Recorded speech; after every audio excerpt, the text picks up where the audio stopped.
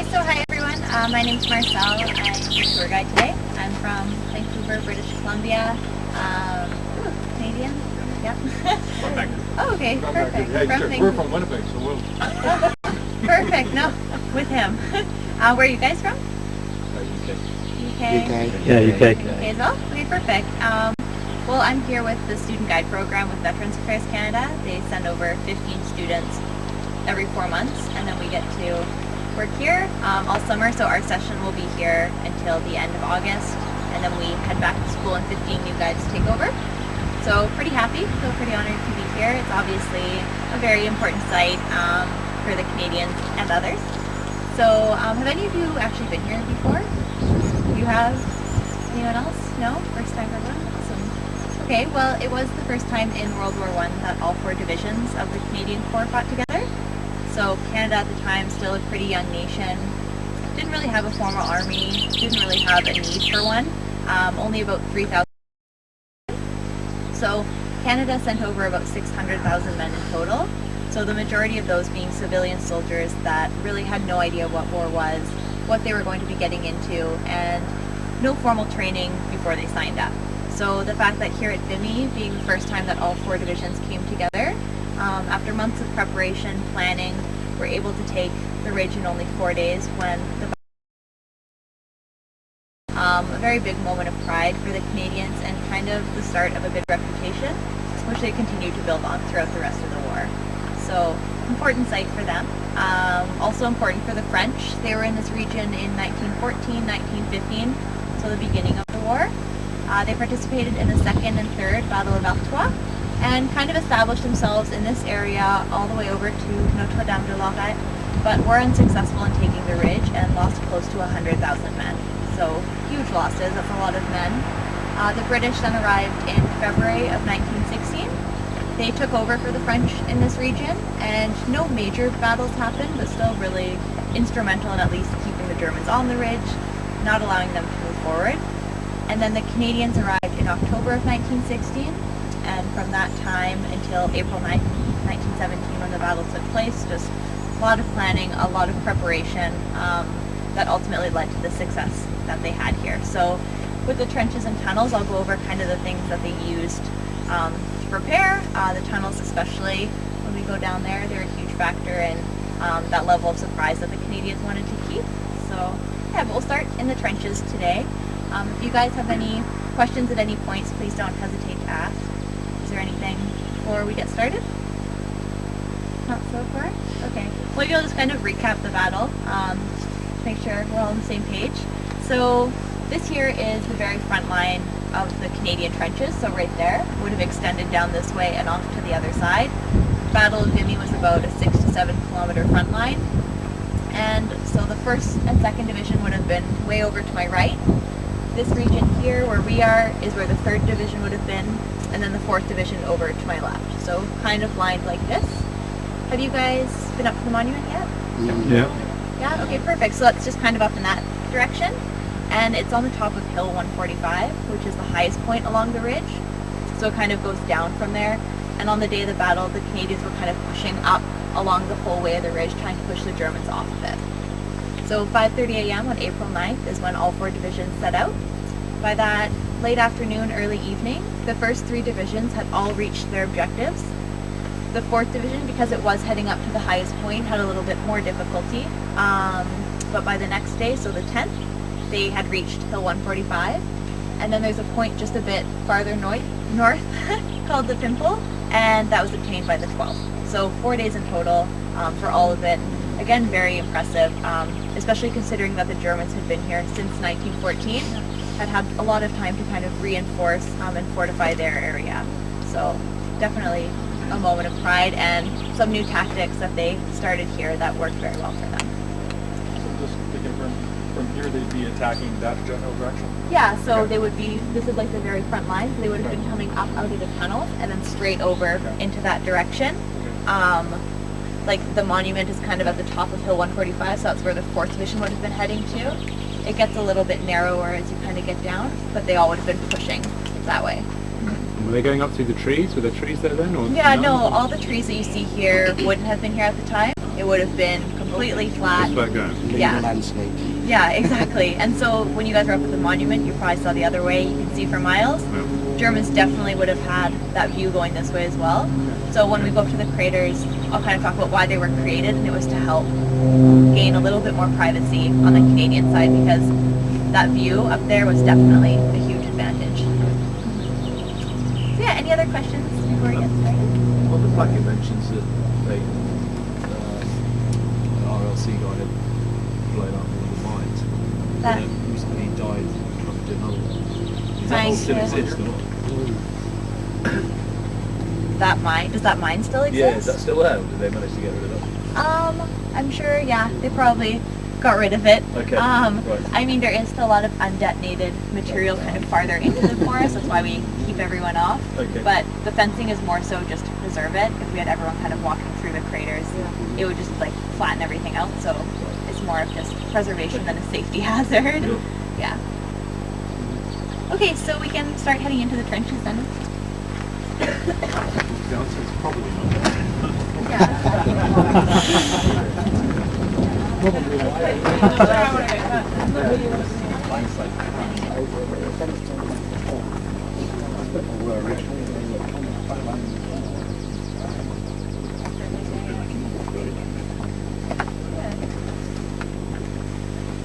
Okay, so right here is the original front line of the trench. So this one would have been called the outpost trench.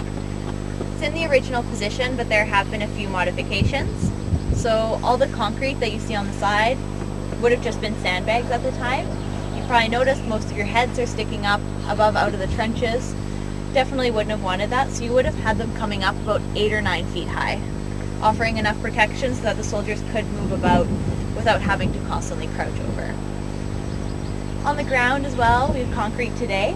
This region is very, very humid year-round, so at any given point the soldiers could have been anywhere from ankle up to knee-deep in water, mud. There's rats through here, and that also was down in the tunnels. Same conditions down there as well. That's why they had the duck boards, which are the ladder-like things you'll see. They would have been in wood at the time, but they would have lined the trenches just to offer the soldiers a little more grip and traction, make it a little easier to move about the trenches at least. You'll also see there's the dugouts. So there's one behind you there and one right there. They would have been a lot deeper at the time as well as longer. All the soldiers were actually sleeping up above ground in the trenches, not down below in the tunnels. So that's actually a spot where a soldier could have rested. Also a spot to keep extra supplies, extra ammunition. It was really important that the soldiers had everything that they needed right here in their trench. There's communication trenches that run perpendicular, kind of connecting the different lines that were used to get from one trench to the other. But they were very, very dangerous, constantly targeted, and definitely not somewhere a soldier wanted to be if they could avoid it. So to have everything here was very important. So yeah, like I said, this is the observation post. So main use was observation. When we go up around, or even when you look over there, you'll see that the German side is very, very close, especially in this, where the 3rd Division was stationed here. German side is really no more than 30 meters across, so it would have been very easy, especially depending on where the wind was blowing, to overhear what was happening on the other side. So they didn't want too many people in here at a time, and really, those observation points were really just used for observation. There wasn't actually much firing going on just between these two front lines. Would have resulted in huge loss of life without really anything gained. So the Canadians tried more so just to focus on preparing for when the battle actually took place and just using these front lines to observe. So if you go up around to the left, you'll see there's 2 observation points. There's craters, and then at the top of the other side is where the German line starts.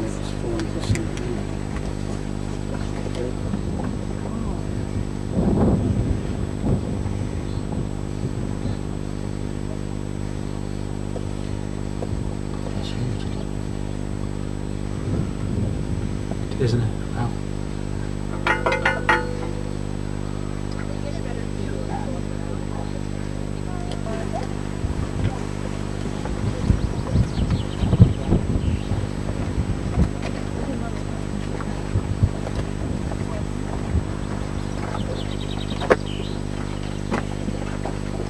It says CT Grange, so Grange communications trench, and that would have been this one here. So part of it's been preserved, but it kind of continues on in the grass over there, you can see.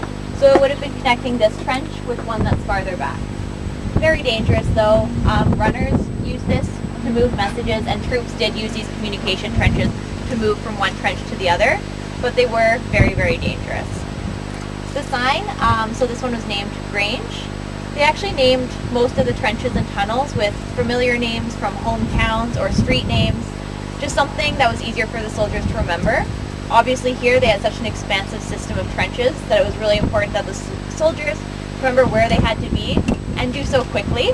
So numbers could have been very confusing, and these familiar names were just a lot easier. So we can just continue up and we'll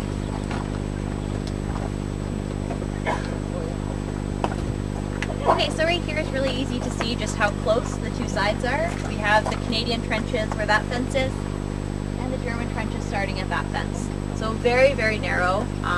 Was not like this the whole way along the front. This is kind of a special area, especially where the 3rd Division was narrow, no more than 30 meters, and pretty much just separated by these craters. So you can see there's 3 craters over here. There's one right there and another one just a bit farther off. Something that would have been done the whole line of the front, and these were created by the Canadians well in advance of the battle. So landscape here with no trees, obviously really flat in the distance. So that meant that for the Germans that were up on the ridge, they could see for miles in every direction.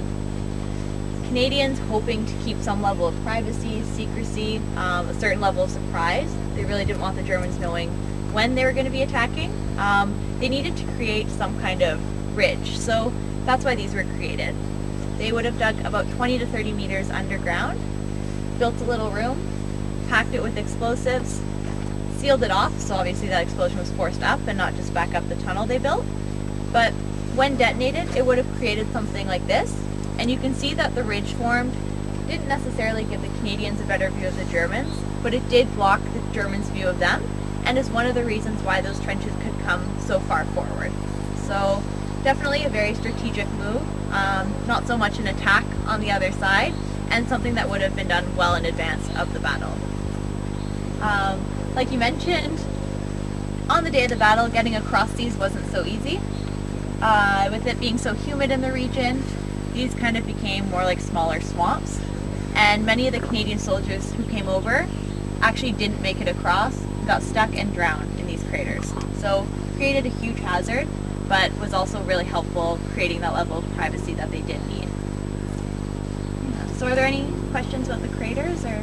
Well, how many men were in the trenches when they attacked? Well, there was, like on the day of the battle, there was 167,000 men attacking. 7,000. The ones at the front line, like not the reserve lines, were all in the tunnels.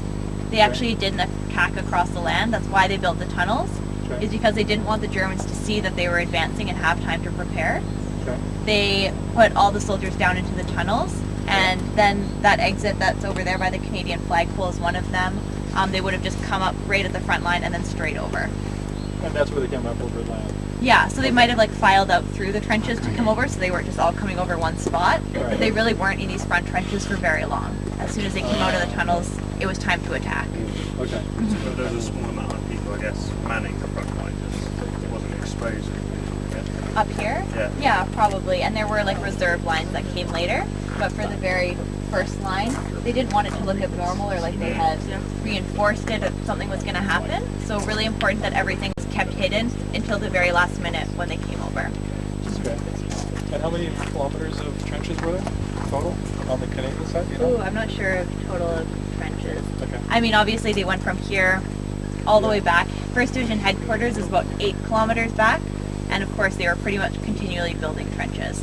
Never really stopped. So we can just head over to the German side. Have the German trenches, fairly similar to the Canadian trenches.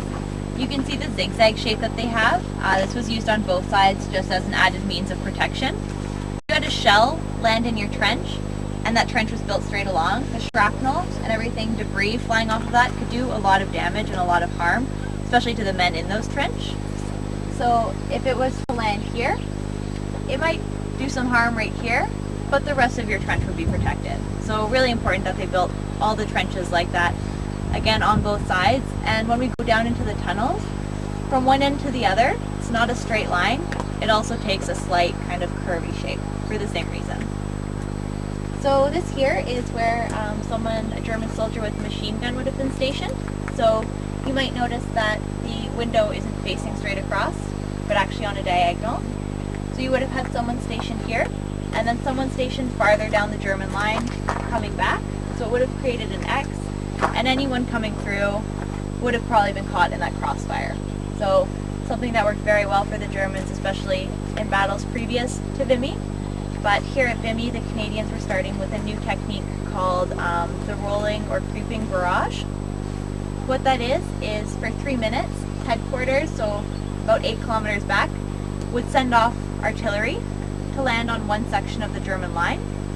Then after 3 minutes it would stop, and the soldiers would advance for 3 minutes. About 100 yards every 3 minutes. Once the soldiers advanced, again the artillery would fire onto the next section of the German line. Then the soldiers advanced, and so on like that. As you can imagine, it had to be very, very precise. The soldiers did move too quickly. They could actually be caught in their own artillery fire. So for that reason, they actually created kind of a mock-up of the battlefield back near headquarters in the sand, and the soldiers practiced there for 6 months ahead of time. They had it down to how fast they were walking, how big their steps were. Very, very precise, but it did pay off, because when it came time to do it here, they executed it pretty much as perfectly as you could in a battle. So one of the major reasons that we were able to kind of continuously push forward and reach all those objectives so quickly. So a new technique that did work very, very well for them here, and that they did continue on afterwards as well. Was that primarily then done on time? Or if they encountered like a hard bit, did they then call in specific artillery fire onto that point? Did they have that communication? Or was it simply Not done on really, it time? was simply, this is what's 3 minutes, 3 minutes, 3 minutes, and they had to keep on that schedule because it was really important that they didn't give the Germans any extra time to kind of recuperate. The point was that all that destruction would happen, and then right away the soldiers would be in. So very important that it all happened on time. Not only that the soldiers were on time, but also that the artillery was very accurate as well. So.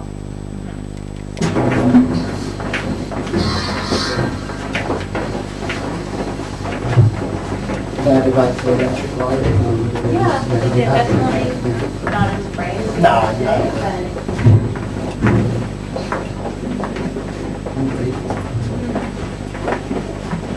You must have got a real sense of security when you were down.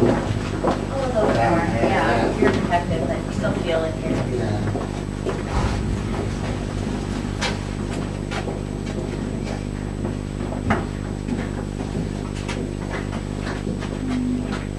You can kind of squeeze down if you want. Just a fine. Yeah.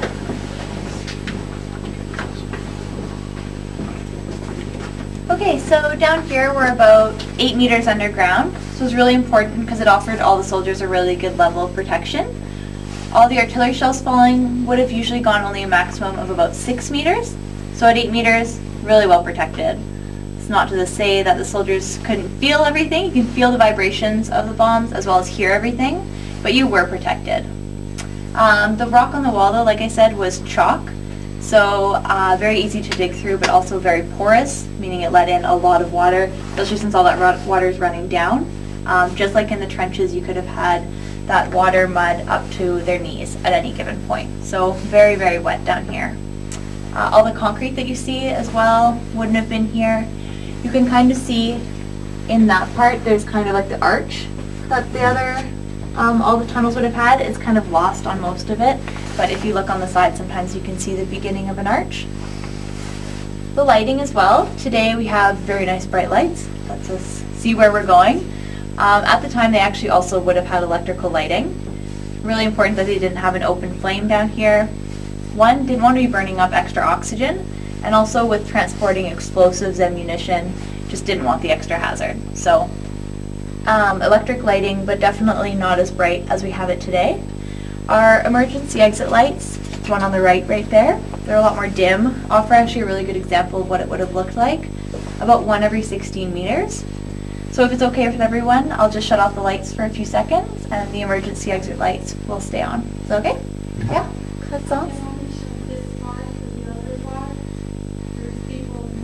Right. Okay. Well, you'll be able to see down here. So you're gonna see it, but you won't be the full experience. Yeah, just like look down this way.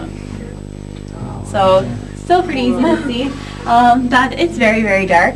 So obviously the eyes would have adjusted. Thank you. So obviously your eyes would adjust, become a little bit brighter, and as well, because of the lighting system we have today, there's a lot of moss growing on the walls, but at the time they would have been bright white, reflecting a lot more light, and it would have been enough for the soldiers to get from point A to point B and kind of follow and know at least where they were going in general. So yeah, just a few differences from the time to now. Are there any questions before we head down? Is that one of the original electrical? Built by the French before the British arrived and started their tunneling system, and that's when they would have been connected. So this one here might not look like much, but at the time would have been a very busy place. It would have been the communications room. So there were about 4 means of communication from the tunnels up to above ground. Can anyone think of any? Sorry? Yeah, there's 4 different ways of communicating with the top from the communications room. Runners was one, yeah. Telegraph? Sorry? Telegraph? Telegraph, yeah.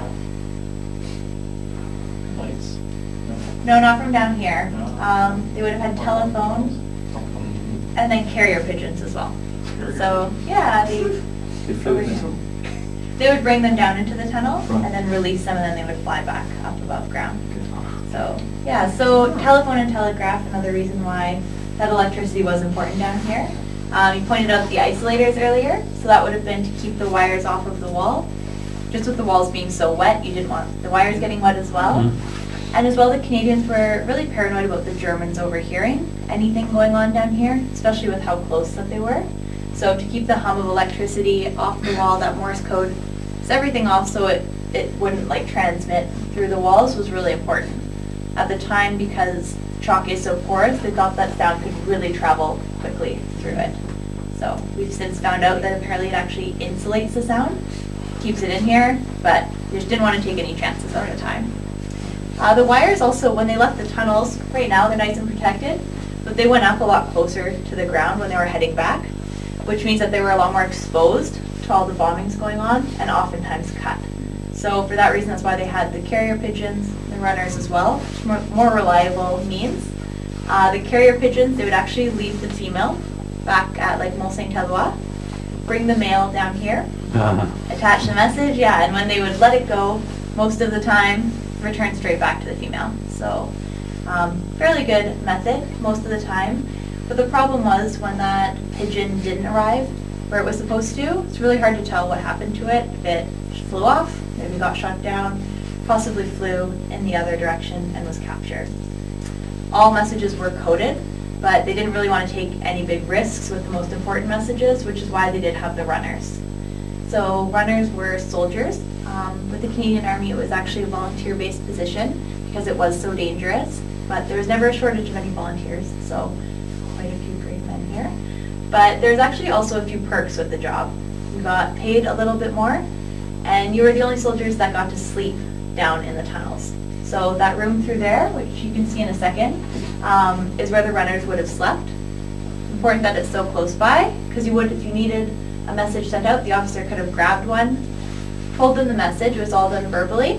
Once the runner could repeat it back perfectly, they would send them out the exit and up to deliver the message. So very, very dangerous job. They wore red armbands, which signaled to the men in their trenches that they could move about. They had to move forward, and also if they had to come back, because most men were not allowed to come back, and if you were mistaken for a deserter, you could actually be shot. So very important that they had that kind of like distinguishing mark, but also signaled to the Germans, someone running with a red badge, probably pretty important, and made them an instant target. Height of a battle, average lifespan of a runner was about 3 to 5 days. So very, very dangerous. If you guys want though, you can have a look in there. You'll see 2 beds. At the time it would have been closer to 8 to 10, kind of like 4 or 5 bunk beds.